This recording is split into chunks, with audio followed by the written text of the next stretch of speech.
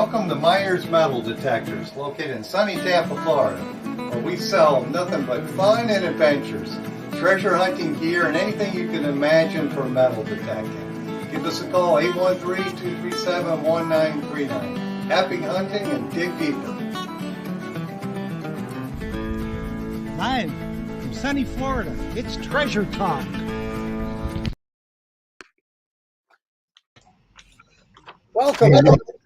Welcome to another exciting edition of Treasure Talk. You guys creeped up on me real quick, Jeff. Yeah, well, you were out doing stuff. Yeah, I had to go grab a glass of water real quick because I couldn't talk. So got my papers anyway. Well, folks, we're going to have another exciting edition of Treasure Talk, of course. And how you doing, Jeff? I'm good. Getting ready for the beach next week. Yes, we'll do a little beach hunting, do a little party. Have some jocularity, you know. Yeah, have some sausage. Yeah, that's right. Well, Big Poppy needs to call me. Okay, I'll get him to call you. I think I'm going to see him tomorrow. I'm actually wearing a shirt that he sent me, or gave to me rather. It says, "Can I metal detect your yard?" Oh, well, he never gives me anything. Well, which reminds me, I gotta put those books. I got his books right here. Yeah, he was a winner. But I know. This shirt, I like it. It's kind of cool, but Big Poppy thinks I'm a big guy because he bought me a 2XL, and I like to wear an XL, but 2XL, I got room to grow. Yes, I got his books right here. So Big Poppy, if you're watching, you need to call me, dude, because we got to talk sausages. Yeah, some Italian sausage and some Italian vino. That's right. The vino, definitely the vino. I can get sausage elsewhere. Vino, hey, but I'll have your books. All righty. Well, I guess we've got a couple exciting guests tonight, so I guess I better run through the business of the show real quick. Yes, indeed. Okay, folks, as always, today's show is brought to you by Myers Metal Detectors, where we sell fun and adventure. And of course, the views, thoughts, and opinions expressed by the guest or the Treasure Talk member belong solely to the guest and member, not necessarily to Phil Myers, Jocelyn Myers, Myers Metal Detectors, or Jeff Monin.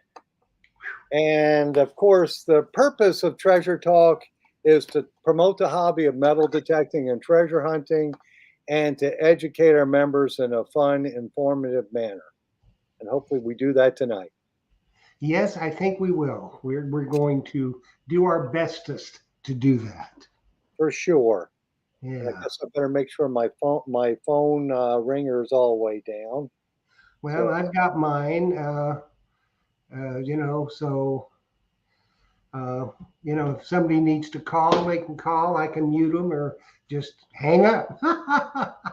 Yeah, so it looks like we got a bunch of people showing up in the chat, and I just threw I threw the phone over to Jocelyn. So if you have some questions for our guest tonight on Facebook, just make sure you type them out, and hopefully Jocelyn will get it and flag it to me, and we'll get the question to ask for sure. Yep, and I've got four of the Facebook groups and the YouTubes. So we've got people from all over the world that's already joined us. And Tim, the Mumbles man, is in an airplane going. Yeah, he said he's looking forward to a great show, which it definitely will be. But to my knowledge, unless they got Wi-Fi held up, he should be on a plane to Germany. Well, that could have Wi-Fi on the plane. I don't know. Yeah, who knows? They could have that. The technology we have today, even for us doing what we're doing right here, Jeff, is amazing.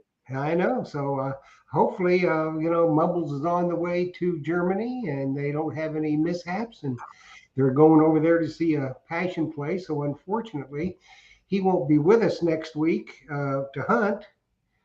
But I mean, in the next couple of weeks, I'm going to be all over the beach because I had an offer of a free condo on the beach in Naples.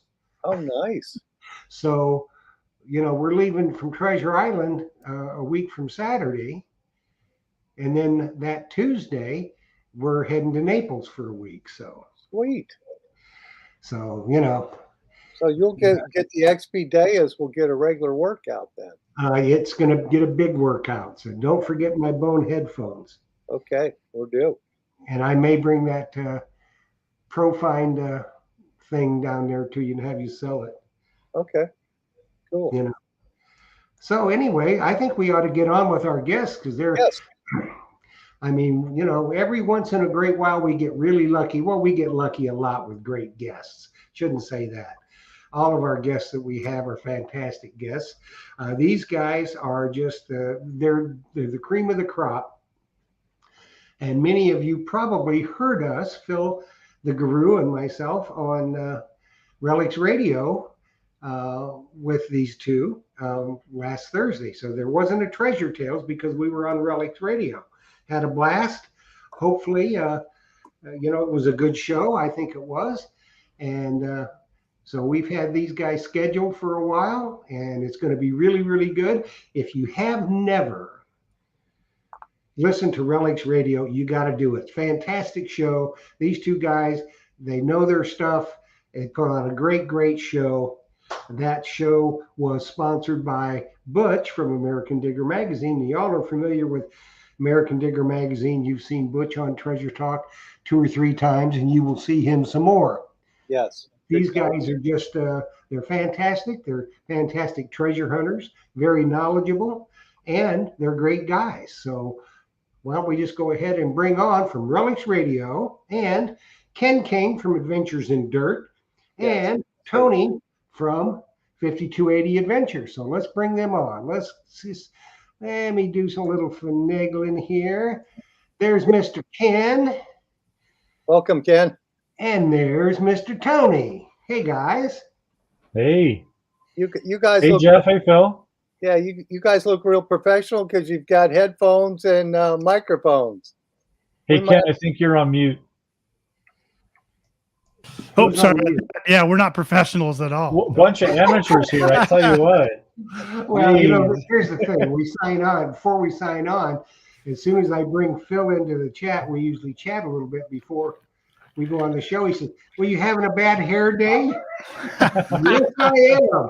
So I'm wearing my hat. I brought this just in case. Whoa. Yeah, Hey, we got to hang out with these guys more often, Tony. See I how know. they just sang our accolades. Like, that's amazing. We need to start hanging out with these guys more often. Heck yeah. Heck Honored yeah. to be here. Thanks for having us. Honored to be here. Yeah, we're happy you're here. And before we get started, tell us real quick, you know, how you started the Relics Radio and the Adventures in Dirt. And Well, first of all, you got to tell us where they're from. oh yeah, do that. And the What kind of- temperature. And the Sure. temperature. I'm from the good part of Colorado, Tony. What? I'm from the better part of Colorado. There we go. Good answer. Go ahead, Tony. I'll let you. Hey, go. we're well, geez. All right. So I've been metal detecting. I think Ken and I almost have pretty much the same story. I think it's been since what have we got now? 5 or 6 years. I think Yeah. we've been metal detecting, and both of us kind of dabbled in it a little bit. And then the moons aligned, the stars came out, and we decided to get on a metal detecting forum through Hunter GT, the Hunter GT's website, and we both got on there at the same time. And for some reason, we both were like, "Hey, I'm from Colorado. Anybody out there that wants to metal tech?" Like at the same exact time, we got in touch with each other, and then we went out and started metal detecting together. And that's really how we got started detecting together. And again, Ken lives up north. He lives, essentially he lives in Wyoming. So we really don't talk to him. If he wasn't a cool guy, I probably wouldn't talk to him. But the better part of Colorado, where real people actually live, normal people live, that's where I live down south. So you guys can hear. I have to put up with this all the time. I know. Yeah. So with temperature down in the better part of Colorado is like 86 today. We had sunshine. It was actually kind of a relief because this weekend we had rain. It was miserable. I was out actually duck hunting and just sitting out on the river, just getting dumped on. I was sopping wet. I was cold. It was pretty miserable for sure. I mean, we haven't had rain like this probably since probably March or April or something. Of course, the weekend I go out is when we get more rain. Yeah. But oh I well. was dry. I was up north, nice and dry. I just want to make that clear. I was fairly warm. Yes. Yeah, So- but no, it was about 85, 86 up here too. And I got to looking at it. I didn't make it out of the house much today. I haven't even been outside, so I had to think about it. Yeah. But like Tony said, yeah, same kind of story. You know, I moved to Colorado and started gold prospecting, and then wanted to get a metal detector to go along with that. And I just couldn't afford the one I wanted at the time. I started to think about saving for it. And my wife went out and bought me like this real cheap, real beginner metal detector for a Christmas present because she had heard me talking about it. And, I opened this thing up, didn't know anything about it. Went on the 100 GT. I searched for it and found a video on the 100 GT YouTube channel. And it was a great tutorial and felt like I had mastered it after watching one video, Went out in the backyard, found some stuff. Second find, it was a 925 silver ring. And that was it. I was hooked after that for sure. And ironically, I started to cut in here. The 100 GT, actually at the time, he lived all the way at the southern portion of Colorado. At that same exact, he's since moved to California. But I mean, that was one of the reasons why I started actually watching his channel and got on his forum. So just kind of ironic. I found that pretty cool. Yeah. Now, Ken, you started the Adventures in Dirt. Yeah. Yeah, tell us a little history on that. Sure. Yeah. Well, Tony and I both watching YouTube videos. When we got involved with the 100 GT, his forums, that opened our eyes to kind of YouTube videos about metal detecting. Yeah. Immediately kind of became aware of all these different YouTube creators making metal detecting videos. And Tony and I both were like, yeah, we could do that. We should do that too. I could show it to my family back in California. And, John 100 GT, he was real supportive and helpful with that. And we both just kind of dove into it and started right about the same time. The Adventures in Dirt, I figured that, was going to sum up what I was going to be doing. Because to me, it was really an adventure that it was taking a hold of me really strongly. And, I just started that up and like everyone, started making my own metal detecting videos, my own digging videos. And after a while, I started thinking like, okay, how can I become a student of this YouTube thing? How could I learn to do it as well as possible? Like whenever I get into a hobby, that's me, man. I'll dive into it. I'll go read 100 books on it. I'll practice, I'll fail. I'll do all this stuff. I want to try to do it as well as I possibly can. And so I started listening to all these, so-called YouTube gurus, these guys that teach YouTube on YouTube, and started applying some of those things. And one of the guys I was kind of talking to and following and eventually befriended was talking to me about, how to become a service to the community that you're making content for. And so I really started thinking like, am I being of service by just showing my own metal detecting videos? Is there anything I can think of, a show, a program, a content to where I could be of a bigger service to a larger community? And I came up with this idea of the Weekly Dirt, right? It was kind of a show I created to where I felt I'm going to show everyone else's finds and not my own, but show what other people around the world, around the country are finding and feature them if I can get their permission to do so. So came up with the idea for a show, didn't know how to get permission to do so, kind of started that whole thing. And that kind of kicked off my channel. And I've been doing that ever since. Yeah. Yeah, that's where I first heard about you, is watching some YouTube videos in the Weekly Dirt. Oh, okay. It's just exciting to see people find stuff. And I understand, I can see why that show would take off, because you're watching people find stuff. And I would encourage our viewers to check out the Weekly Dirt, because that is I just like it. It's exciting seeing people find cool stuff. Yeah, and different things from all over the country. And you get a sense of all the different things people are finding. You also get a sense of camaraderie, because you see all these people you've never met before or seen before are getting just as excited as you do with that little piece of who know what's Right. that just came out of the dirt, or something fantastic that just came out of the dirt. And you kind of feel a kinship with them because you feel the same way.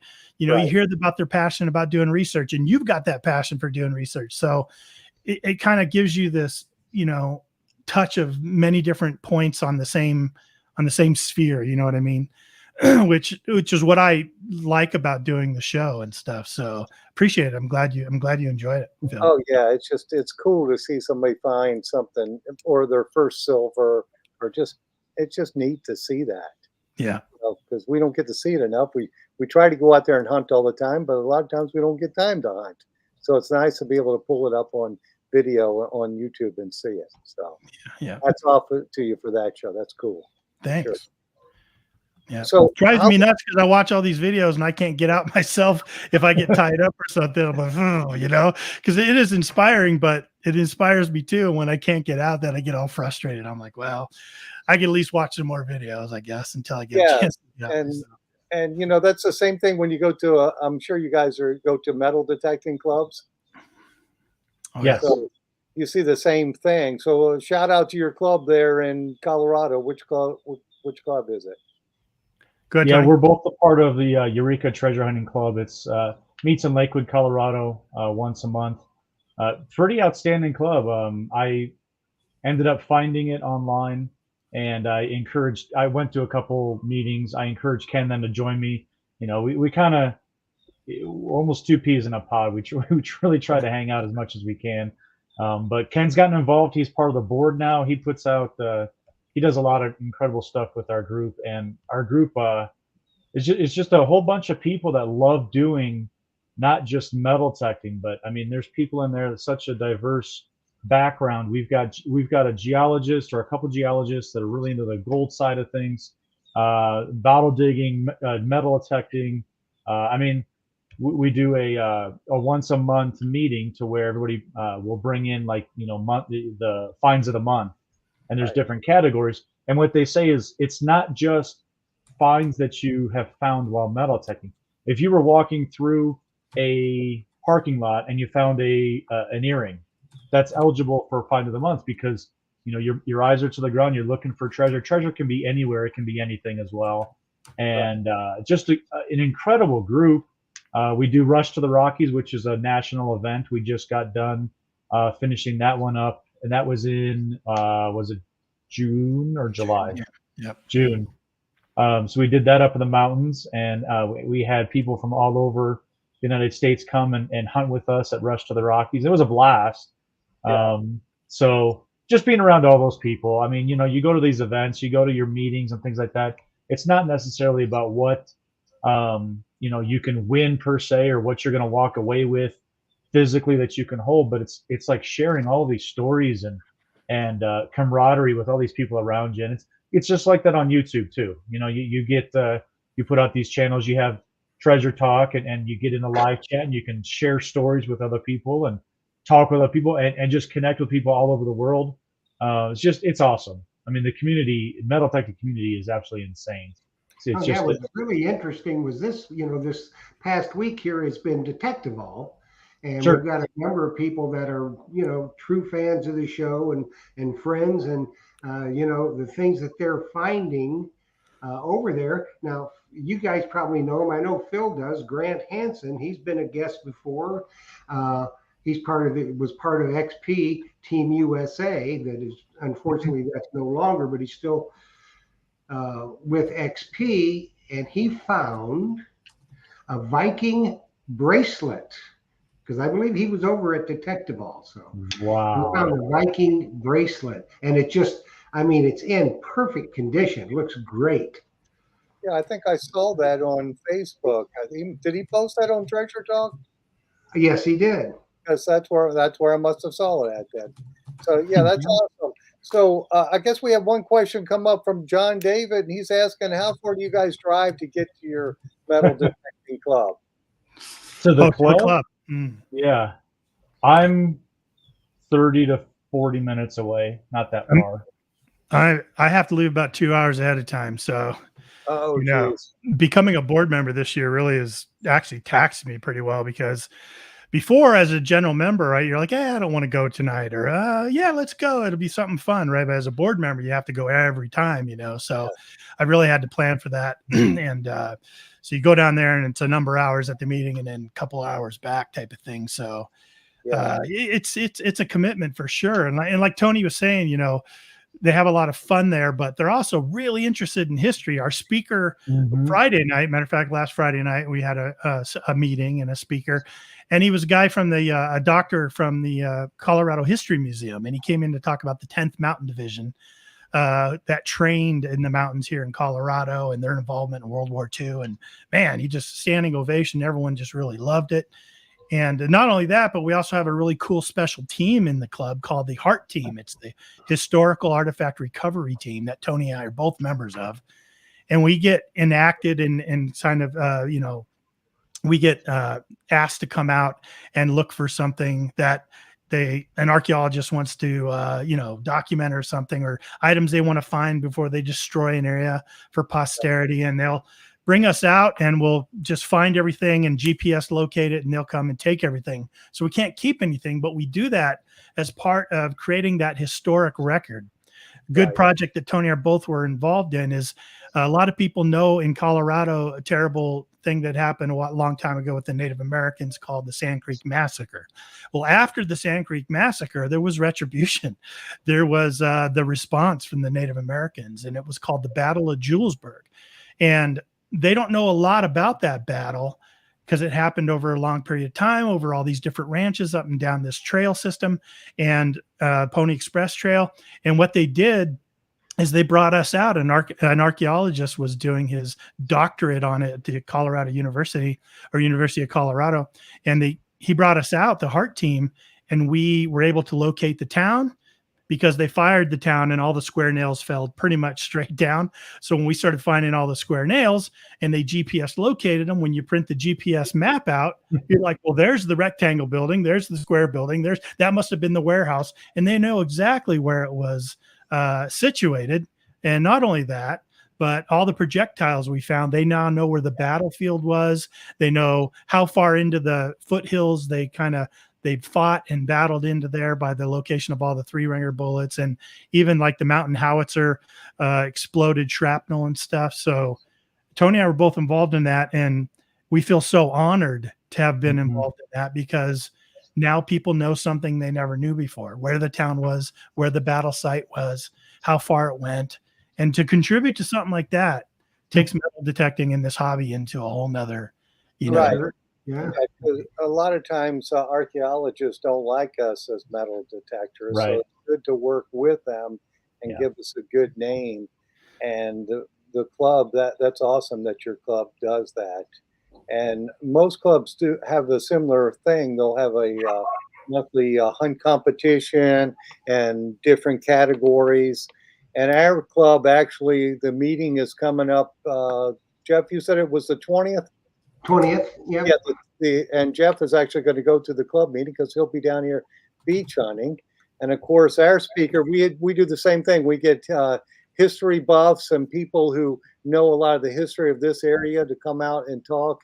This month's meeting, it's coming up not this Tuesday night, not tomorrow night, but the following Tuesday night, is going to be Robert Sinibaldi, and he's a fossil expert in this area.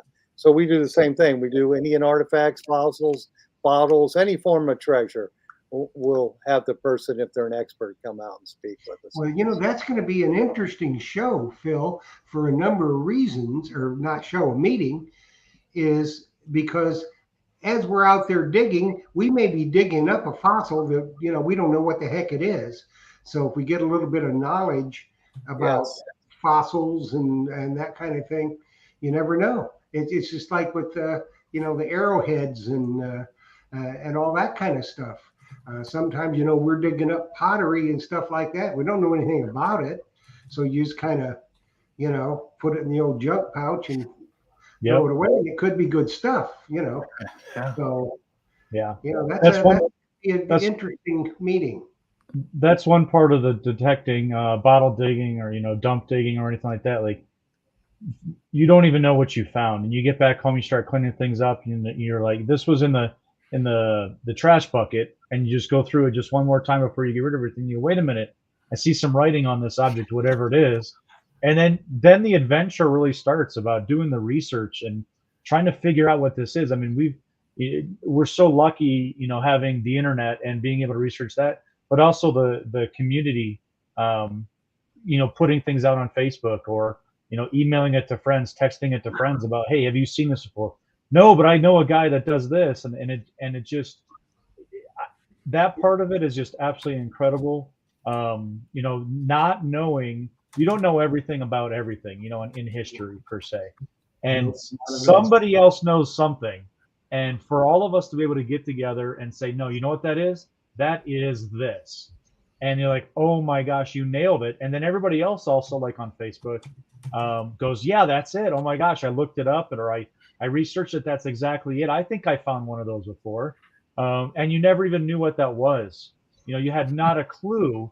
And then just to kind of bring up that history again and then understand it even more, that is just incredible, just insane. Now, have either one of you guys been to England to hunt yet? I know you said you were going. That guy has. Yeah, I've been once, and then come the spring this next year in 2023, Tony and I are both going back to the same area with the same club. And that'll be great, because like we've always said, and when we went over there, they said, do not throw anything away until we look at it. Yeah. And man, I'm looking at, well, one of the guy we went with, his wife found a Bronze Age axe head. I'd have just pitched it. Yeah. But Wow. the Bronze Age axe head. So you just never know. You never know. Everything I over love there is that. old, a lot, or has the opportunity to be old, a lot older than here. And so you get over there and you get this sense that you're just surrounded by history, and, you're right. That's what they tell you. Don't throw anything away. And I went, go ahead. Well, it's really funny. We're talking about this. I just happened to be watching a show on Netflix now called The Last Kingdom. And it's about the Vikings in the 9th century. Yeah. And, I'm going, because all they wanted was silver. I'm going, yeah, we need to find some of those hammered coins there. Go ahead and drop them, Right. And all the battles and stuff, and whacking their heads off and all that kind of stuff. They were losing stuff, man. Sure. You got to be swords and stuff out there. Right. And they were drinking, drunk people drop money, man. That's all I'm going to say. That happens all over the people, for sure. Hey, that brings up an important thing for you folks out there in their internet world. Never throw anything out until you know it's trash, because that even over here in the U.S. people do that. Yeah. I've done it myself, so I know for a fact I've thrown out some pretty cool stuff that I had no idea what it was. So remember, find out what it is before you throw it out. We got a question from YouTube from Mark Fiorella. Wants to know, what's the oldest coin you guys have found? Go ahead, Tony. Mine's from England, so go ahead. Oh, well. Apparently, I'm the opening act here for the oldest coin. All right. I got invited to dig back in Ohio. I'm originally from Ohio, and out here in Colorado, we have a little bit different history than people do out on the East Coast. And I was complaining to some friends out there that I've never found a large cent out here in Colorado. It's very rare out here. My one friend from Detection Connection, Don, he finds them by the handful out there in Colorado. He said, "Come on out here, and I'll put you on a large cent." So I went out, and we were on an old schoolhouse site that dated from about the 1840s ish. Perfect, prime spot for the large cents. And I ended up finding an 1852 large cent. Was ecstatic. Never thought I'd ever be able to find a wild one.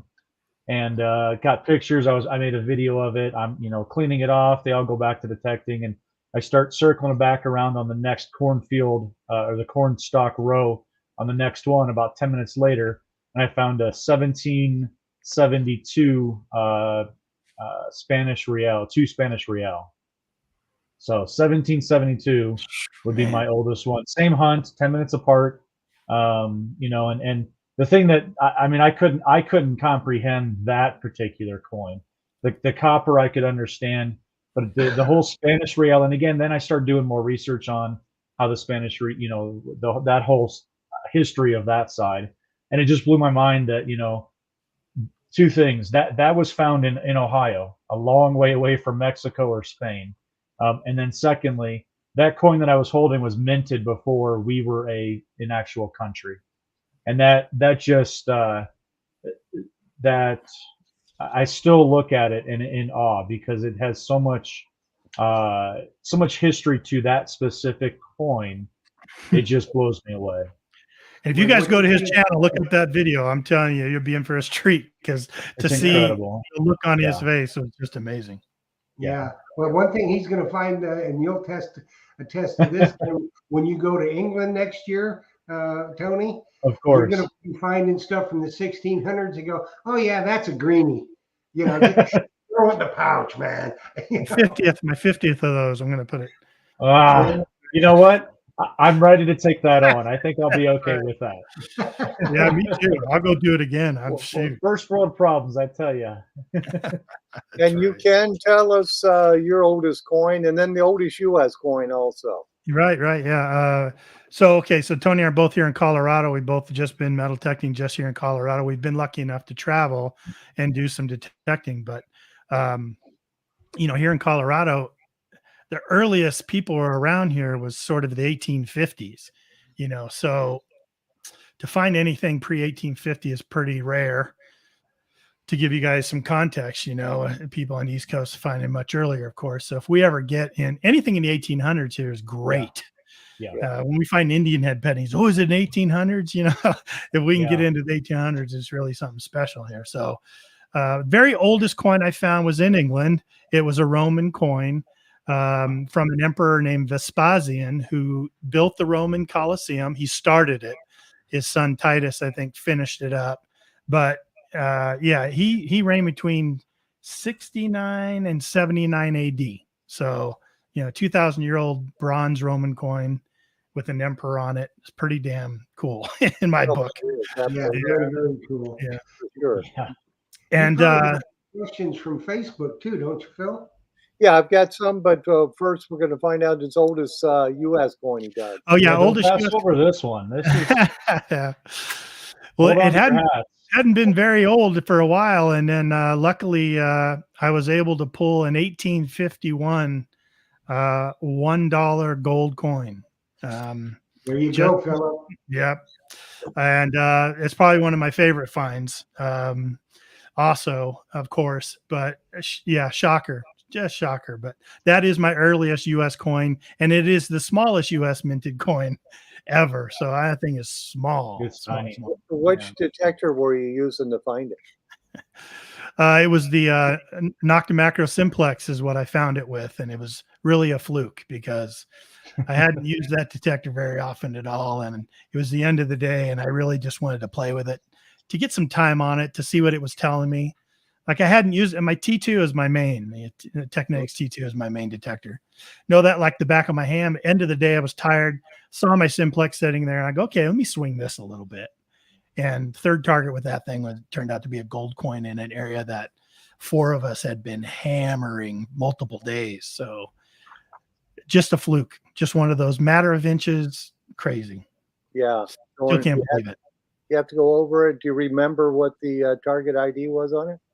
Yeah, the 2 people I was with both had Knox 600s with them, and it was ringing up a 12 to 13 on the Knox 600.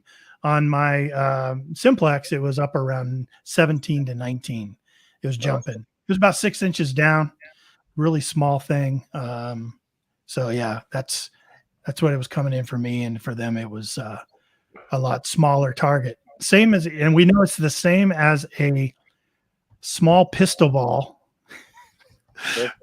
because the people I were with, I couldn't detect anymore. I was shaking, and adrenaline pumping and mouth dried up, and I just couldn't. I had to sit down. Yeah, I would have had to sit down too. They detected the area again and got similar signals right away.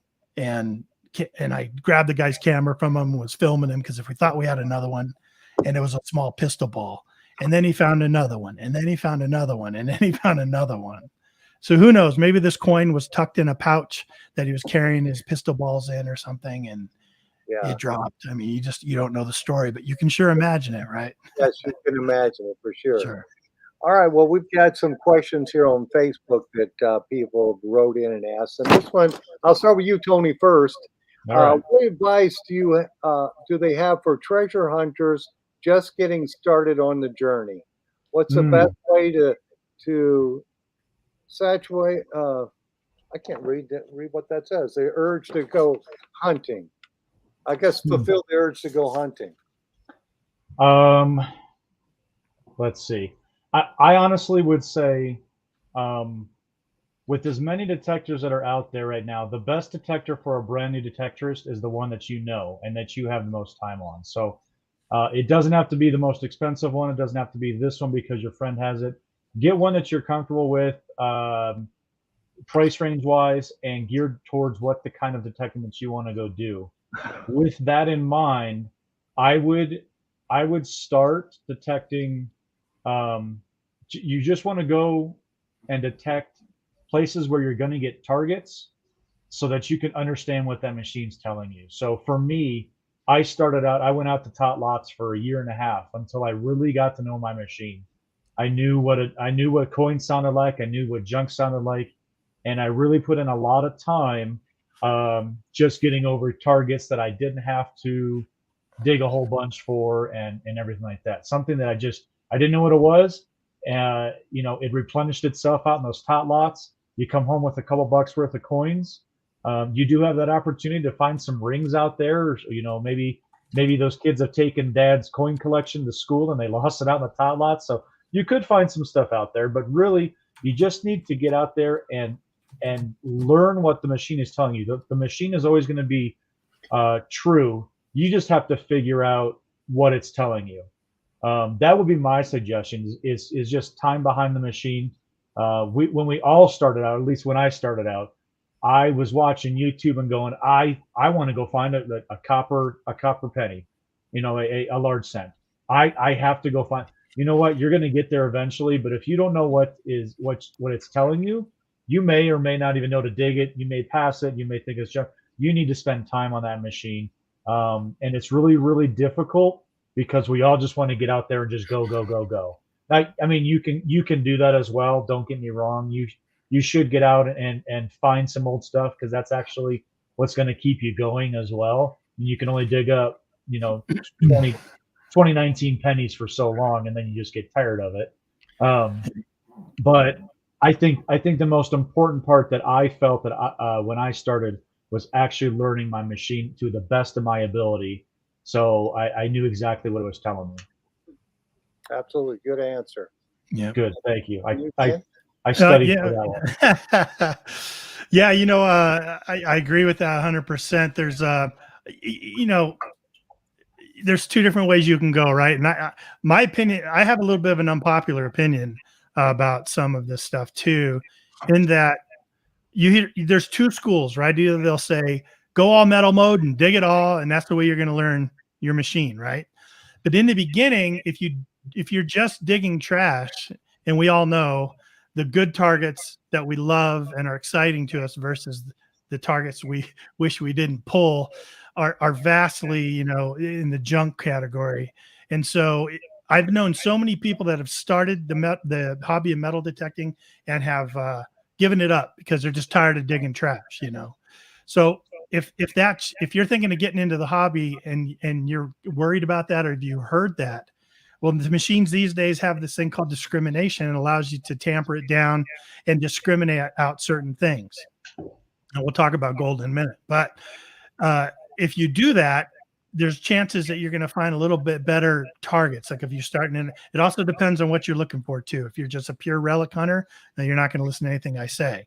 So But if you're just starting in a park and you want to find some cool things, you want to find some clad and just get some, cool, this can find some quarters and some dimes. Or if you're in an old park and you find some really good silver coins, you might want to try discrimination for a little bit until you get used to your machine and kind of what it's telling you. And then you can start opening it up and start getting into, figure out what the iron signals are, what that's telling you, the difference between a small iron signal and a big iron signal. Because sometimes those iron signals that are larger or jump a little bit, sometimes those can be pretty interesting, like especially if you're in a relic rich environment. Right. Now if you want to find gold, you're going to have to dig a lot of trash. That's all there is to it. So you either have to take two different stances. Either you got to open it up and just dig everything, and like Tony said, you're gonna learn very quickly what's a junk signal versus what's a good signal, or do a little bit of discrimination down and get yourself some success going, and then it'll keep you going to that next adventure. So awesome. Now, have either of you guys used the new Deus too? No, Okay. I've held it, but I've never used it. It's light. I haven't. Well, I know Jeff has got one, so he's got two. But, Well, share. with all these detectors now for beach hunting, we're fortunate. We can just eliminate iron. I know a lot of guys will dig the iron too, but I personally think that's kind of a waste on the beach. What are your thoughts on that, Jeff? Yeah, I don't really, if it's iron on the beach, it's junk. Yeah. 99.9% of the time. More closer to 1,000, Jeff. Yeah. It's just that with the new Deus too, and using those bone headphones, you'll know it's iron when it vibrates your cheek. You'll know it's iron. It's just such a low sound on your ear bone that you'll know it's iron. But those are excellent answers for folks getting started. I have some other questions here, and I'll just try to go down my list here pretty quick. How difficult is it getting permission with the hobby being so popular? This is from Dewey Meeker, and he's saying, I don't know if you've had to try any of the new machines.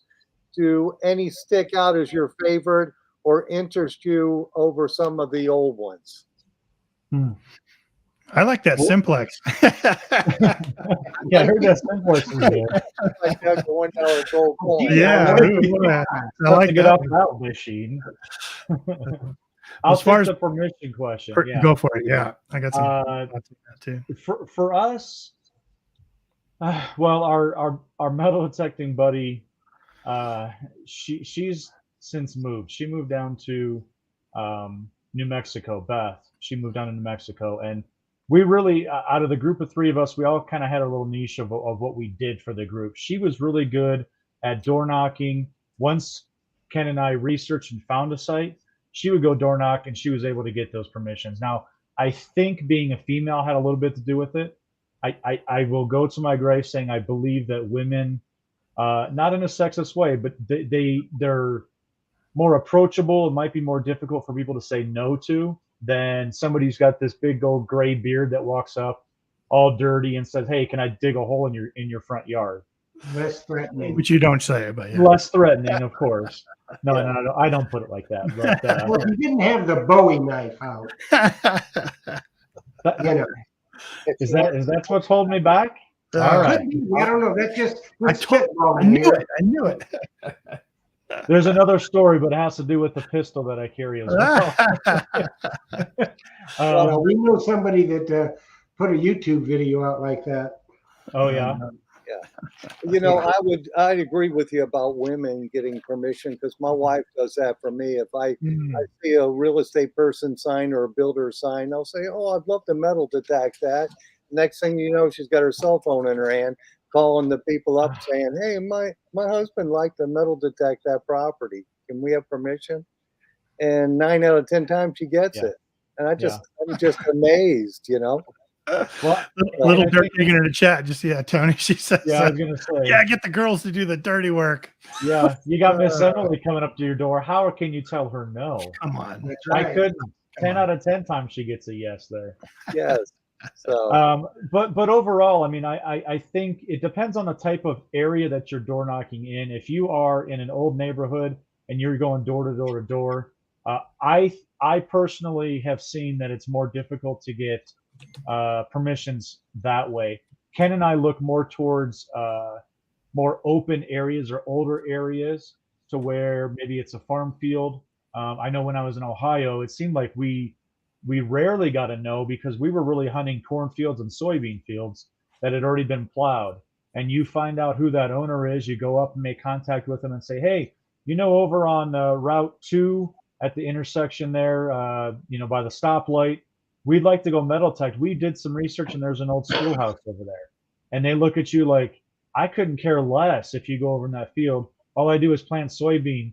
That's all harvested. You go have fun digging in that dirt over there. And it seems like we would have more permissions in those type of areas. I am not very good at door knocking in terms of digging in yards.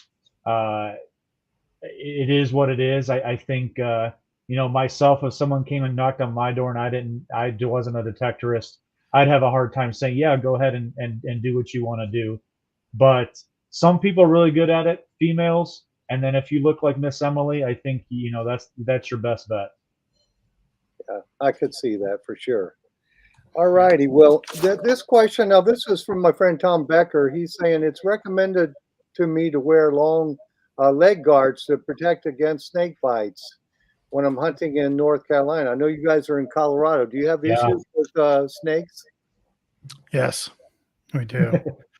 Especially when the weather starts getting warmer and they want to come out and sun themselves and stuff. Yeah, rattlesnakes. Yeah, we have problems with rattlesnakes. I mean, yeah, the problem is that they're so camouflaged. You walk right on them if you're not careful. So if you're ever in the terrain to where you are going to be amongst them, yeah, you got to have your attention has to definitely be sharpened for sure. Both Tony and I wear various things to protect ourselves or to try to protect ourselves. I know Tony's got a great pair of boots that he wears, and I actually wear removable snake gaiters. Brand I wear is called Forever Last. I bought them on Amazon. They work great. I love them. I've had them for 3 seasons now. 3 seasons they've lasted. Fortunately, I've never had to test them. Yeah. That's But what I was going to ask you. yeah, and good or bad. So, good or bad, it gives you that sense of protection. I don't know if that's a good thing or bad thing, because I will tell you, when I'm wearing those things, I'm walking. There's not too many places I won't go. I'm trudging through brush and everything else. I don't know if it's a false sense of security or what, but, I figure I'm out there taking my chances anyways with anything else that could happen while you're out in the wilds, kind of detecting and this and that. So protecting myself the best I can, and we'll let fate have it at that point. So, Yeah. Now, is there any other wildlife that you guys have to be worried over? We were digging in a bottle dump and a couple deer, I think 1 or 2 deer, all of a sudden, you pop up and look up over the top of the dump and there's a couple deer standing there. But up in the mountains, really, you got mountain lions. But, yeah, they'll stay away from you. Yeah, for the most part. Ticks, you gotta watch out for ticks, of course. Yeah. During Not season. a lot, but they're still here. Yeah, got one on me this last year. Landowners got to look out for them. They'll get you. Some of them you definitely do. Tony was talking about a bottle digging, and he had gotten us permission from this wonderful landowner that just had acres and acres and acres. And Tony was out doing some scouting, met this guy, and the guy took him out and showed him where the bottle dump was, and even went and grabbed a backhoe for him and came and pulled it out. And Tony was like, "We hit the jackpot." He called me, and we went down there and went over there a couple weekends. This guy was bringing us beer and his dog, and just showed us where the big, huge dump was for all the other stuff. And right, Tony was this incredible guy. The best landowner you could have, if you could have drawn one up, this was the guy. This was the guy. That was a week-long hunt, wasn't it? You guys stayed for a week. We just kept going back. We could have. We went back a couple times. Yeah. And one day we're digging and we had the canopy up. We had music on, The guy said, bring your sidearms because there's rattlesnakes out here and just dispatch them as you like. And Yeah, everything was great. And then I go, hey, Tony, you notice that truck? There was a black truck sitting up on this rise, kind of just watching us. He goes, yeah, I'm aware. And I said, yeah, I wonder what they're doing. I don't know. And pretty soon here they come, 4-wheel driving over this, rugged land right towards us. The guy pulled up, dressed very nicely. His wife was with him, just dressed real nice, like almost like a business tie and everything. And he goes, what are you guys doing? We're like, hey, we're looking for old bottles, this is 1920s and early 1900s, whiskey bottles, wherever we can find. And what he say? He said, he's like, well, who gave you permission to be out here? And Tony's like, the landowner, Brad. Brad's over here. He's the landowner. Yeah, the guy in the red truck. He lives over there in that house right there. The guy goes, I own this land. Uh-oh. Houston, we have a problem. And he's like, who's Brad? And oh my gosh. Yeah, it turned out Brad did not own the land, but Brad sure talked a good game. And sure made me feel like he did. He sure did. My goodness. Yeah. Brad He was went over there. Beer. Yeah. Brad was the guy with the beer. Say, hey, he's got one. We can go over and talk to him. And he goes, you live in that house right there. And he drove over there and they came back and they go, hey, that's just what is he, a land keeper or something back there? He worked on the land or something. They were building lived in a trailer. Yeah, he lived on the trailer behind that big, huge house on the land is what didn't own anything. This guy was a huge developer and had owned all this land. Yeah. And that was the kind of the wearing the pistol thing. I took my little compact concealed weapon out there with me. I was like, okay, this is cool. I was open carrying. It's no big deal. And this owner, he says, I don't care if you guys finish up today and you can come out here, I guess, if you want to. I mean, I don't understand why you're digging, but whatever. But next time you come, don't wear your gun. He was very put off about me wearing this gun too. So, but we're out in the middle of nowhere. There wasn't anything out there. And we were just using it to protect ourselves from animals. Yeah. Yeah. Well, some people are just ticky about guns, Yeah. We didn't go back. We haven't been back actually. No, we just decided, you know what? He was getting ready to let develop it be. Yeah, let it be. Yeah. Now, you get some reactions from people, it's odd sometimes. In a little town near me, we got a permission and we were hunting it. We hunted it like 3 times. And, one of the finds, she had a gold, like perfume thing that she had the bottom of it, but she'd lost the top.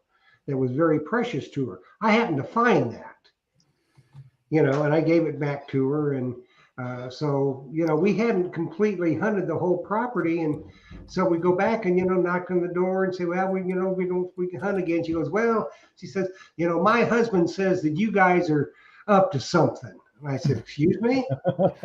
She said, yeah, he thinks that you guys know that there's something here you're not telling us.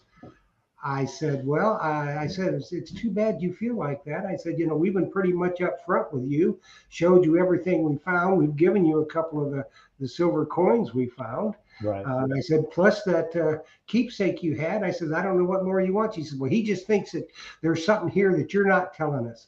And I said, okay, well, I think we're going to leave. I said, we won't be back. It's too bad you feel that way. Off we went. Yeah. You get some strange people. So what are you going to do? I think that was a perfect reaction. Absolutely perfect reaction. Yep. That's not something that we want to put out there as for the hobby itself. We don't want to ruin that, and you could ruin it for somebody else. You know what? I appreciate your hospitality and letting us dig here. Enjoy the things that you found. We've enjoyed our time out here. Good luck. God bless. We'll maybe see you at the corner shop or something. No big deal. Yep. So Exactly perfect reaction. So, other than your gold coin, Ken, what was the neatest artifact that you dug there in Colorado? And the same thing for you, Tony. My neatest artifact I dug, it wasn't in Colorado here. It was actually in upstate New York when I went to pound the ground. It was a War of 1812 U.S. militia cuff button. which says US on it, and it's a little tiny cuff. But the smaller things, I seem to be about those smaller things. But Yeah. no, that's a cherished find for me because of the history it surrounds, and yeah, just amazing to think. Was that pewter or what was it made out of? It was pewter, yeah. It was a little pewter one. And if you ever read the story of the Battle of Plattsburgh, and you read about what the U.S. militiamen and the small little, small little unit they had there trying to defend against 10,000, British soldiers, the battle really never took place, just some skirmishes. But if you read about all the deception that was going on the part of the U.S. soldiers, making it look like they had a much larger force, it's really a great read. So I encourage you to Google that sometime. But yeah, I love that little thing. It's great. Good, Tony. Great find. Yeah. Yeah. Before we move on to Tony, that cuff button, which detector did you find that with? T2, my Technetics T2. Yeah. T2. Yeah, that's an awesome relic detector. And that, what did you remember what it read on your detector? Yeah, that was it was like in the nickel range. It was I can't remember the exact number. It was in that nickel range. It came in like a low mid-tone, and I wanted to I was digging everything like that. And I was just shocked. Kurt with the Hoover Boys is right next to me, and I'd never met him before, and featured him a lot on my show. Him and I kind of know each other that way. He was one of the first ones to give me permission, and I pulled it up. I go, Kurt, what is this? It says US on it, And he goes, I don't know. I hope it's not a Bazinga, And then I took it over to the ladies that were there from the Historical Society, and they're like, oh, do you know what that is? And then I was able to get really excited. So yeah, that's awesome. What a great find. It's gorgeous. For sure. And you, Tony? Mine would be, we had permission out. We actually found an old cavalry camp that was not documented. We were out on a military road we knew was in the area, and we ended up just coming across an old cavalry camp. We were able to identify some of the buttons. We must have pulled 60 buttons out of there, general service buttons, and then a whole mess of star carbine bullets, the big star carbine bullets. And Ken actually wasn't with us on this hunt. We actually went across the street, and I say we, Beth and I went across the street to see if maybe there was another camp over on the other side, just completely opposite of where this camp was. And there wasn't much over there. There was some spent lead, they were shooting over to the hills or whatever, that kind of thing. And I pulled out a letter B, and it looked old. I mean, we're in the right area. And I started to think about what this thing was, and I thought it was a company letter from this cavalry group. And I FaceTimed Ken, and I said, is this what I think this is? And he goes, I think that's a company letter. And so then I start shaking a little bit, and I'm like, okay. And Ken, real quick, he's the master of research. I tell you, if you don't know what it is, send him a text in 10 minutes. I don't care where he's at. Send 10 minutes, he'll send you and tell you what it is. He goes, I think so. Let me pull this up real quick. He pulls up the cavalry hat, the cap, and he says, if you found the company letter, the next thing you want to find are these cross sabers. And I said, okay, oh my gosh, I'm so excited about this company letter. I hung up with them and rescanned the hole and pulled out the cross sabers right in the same hole. I mean, it's not, a couple inches away. And luckily I was able to actually get the entire. When I pulled it out, I was able to record it, and I actually was, I was crying to be honest with you, because Ken was like, "You will find this is what should be there as well." And the second that I flipped it out, it was right there, and that's exactly what it was. And I FaceTime back over to Ken, and I'm shaking like crazy, and just to be able to, we took that information, we're able to identify the exact company that was traveling through that military road, what they were doing, why they're in the area, a very specific point of time, by like 6 months or something. I mean, it was such an incredible find to also bring in that story to that relic, and to add it to that area then as well. And since then we've actually been able to further that story and relate it to another story that's part of Colorado folklore, about some treasure and some Confederate sympathizers that were possibly in the area. We've been able to kind of, lead more into that. And it's just, it was a great find for sure. Amazing find, yeah. And for Colorado, very rare. Very Yeah, rare. for Colorado, yeah. And the bonus is, Tony, by crying, you didn't have to get your squirt bottle out. Yeah. Yeah, claimed it off perfectly. It's Yeah, pristine. hey. With the amount of tears that The came bonus down, and it's everything, you know. picture perfect now. There was tears of joy there for sure.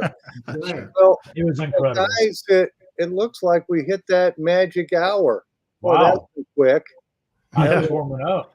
That Yeah. went really fast. So before I tell you guys thank you, I'll remind the folks tomorrow at the shop, I'm only going to be there till 1 o'clock because I got to take Jocelyn. It's that time of year again to go get her mammogram. She's a 22-year breast cancer survivor. So Oh, wow.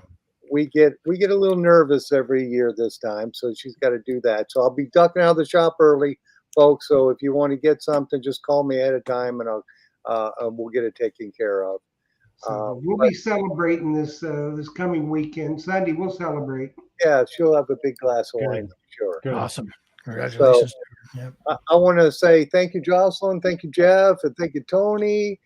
And thank you, Ken. I appreciate you coming on here with us and sharing with our members because that's what Treasure Talk is all about, is educating our members. And I think we've done that tonight for sure. Awesome. Thanks for Thank having you. us. Appreciate it. Yeah. Thank you very much. Thanks so much for sharing your time with us tonight. Well, definitely, I'll be reaching out to get you back for an encore Anytime. presentation, and just have fun. I know you guys are going to Oklahoma pretty Couple soon, weeks so Yep. make sure that you take the prize in the cornhole tournament. Oh, we're taking it. We're gonna do Yeah. that. Bring it back to Colorado. Teresa the treasure hunter in your chat room is throwing down the gauntlet, Yeah. and we're gonna take her on. I don't know who her Oh, yeah. teammate is, but she's probably bringing a ringer. Well, Yeah, she will do that. She does like to smack talk. She likes to smack talk, But I tell you what, you need to video that for prosperity, yeah. So well, let's put it this way: video it for her demise.